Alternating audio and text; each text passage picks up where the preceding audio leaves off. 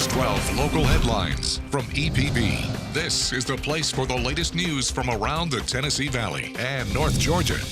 Hello everybody, it's me, Andrew Harrison. Here's what's making headlines for you right now. Former Chattanooga gang member charged with first-degree murder in the 2016 murder was back in court today. Andre Greer could receive the death penalty if he's convicted in the murder of Bianca Horton. Horton was set to testify against Cortez Sims, who was convicted of a 2014 shooting that left her baby daughter Zoe critically injured. Greer and Sims were in the Athens Park Bloods gang, and Greer is accused of ordering a hit against Horton to prevent her from testifying. Well, today prosecutors wish to enter a new piece of evidence for this upcoming trial, a kite, and that is slang for a jailhouse letter that was intercepted inside of the Hamilton County Jail. That letter, prosecutors say, was directed at a different gang member. Lead investigator Jeremy Winbush of the Chattanooga Police Department read that letter this morning.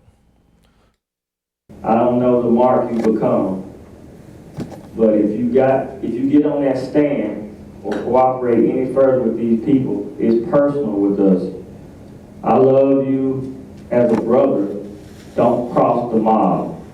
Let bygones be bygones, and this paperwork disappear. That jailhouse letter will be allowed in the trial. A jury is set to be picked from Anderson County, Tennessee in September. Greer's trial is set for October. We will be there for every minute of that. New artificial turf was approved for fields at Camp Jordan in East Ridge, but not without some controversy.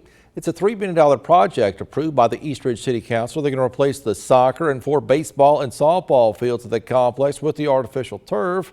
Now, supporters say that kind of turf should mitigate weather delays from the rain. However, there was one vote against the project that came from Councilman Jackie Cagle. He raised concerns about the content of the turf, especially concerned about the presence of lead. So they're going to be using the recycled rubber tires, which are going to be loaded with lead going into our pond. So the lead is going to kill our fish. Our pond's got a leak, it goes into the Chickamauga Creek there. So I see a big problem with that, and because our filters are not going to catch it out.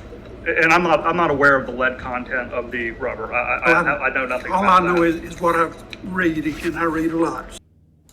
That turf will be installed after the conclusion of this year's sports season out at Camp Jordan. I do thank you for joining us through News 12 Headlines, and we'll be back in a mere 60 seconds.